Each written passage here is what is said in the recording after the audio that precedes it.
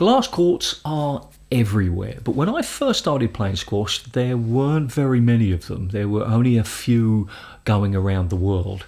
Now, I coached at Wembley Squash Centre, which was right next to a building called Wembley Conference Centre, and that's where they had the British Open. They had the qualifying rounds in the Wembley Squash Centre, so there was about 15 courts, so there was squash going on there in April, and then the final was played, not just the final, probably the quarters, from the quarters onwards was played in a conference centre. Now, it's probably one of the biggest venues. Don't know how many seats, but 3,000 seats.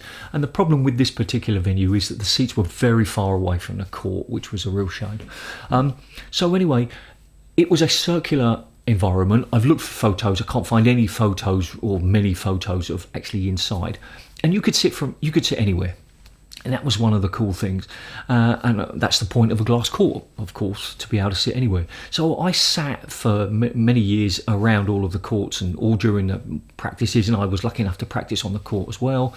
And obviously the main seating arrangement is at the back. You know, that's where you become so accustomed. But is it necessarily the best position? Well, you could argue that it is, because that's the way you play it. So seeing it from the way you play it would be good as well. But watching from the side, I think, is wonderful as well, because you really see how much movement. And I kind of think watching from the front corners at an angle is good as well, because you get kind of a combination of the depth. You get to see the faces. Now, I've also been lucky enough to watch from above, looking down, not on a glass court, but on a regular court. And that's quite unusual, because I've been to some places where the gallery is at the front. In fact, I saw a wonderful exhibition match between Jahangir and Jahangir, which lasted a long time, nearly a couple of hours.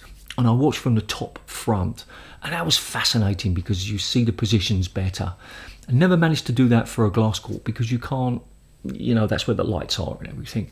But that would be an interesting thing if they put more seats higher up, because normally they're quite low. Anyway, sorry, got carried away there. If you've been lucky enough to watch squash on a glass court, did you get a chance to walk around when people were knocking up, or did you get a chance to watch from a different angle? What's your favourite angle to watch from on a glass court? I suppose mine is from the front corner, because I get to see the faces, I get to see the moment of impact better, and I get to see the depth, the width and the length much more.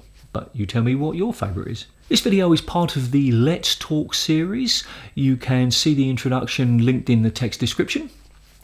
On the screen at the moment is a subscription button. If you think my content is interesting, please consider subscribing. There's also a list of the other Let's Talk videos, and another video that YouTube thinks is a really good fit for you based on what you've been watching. And remember, do something every single day to improve your squash. See ya.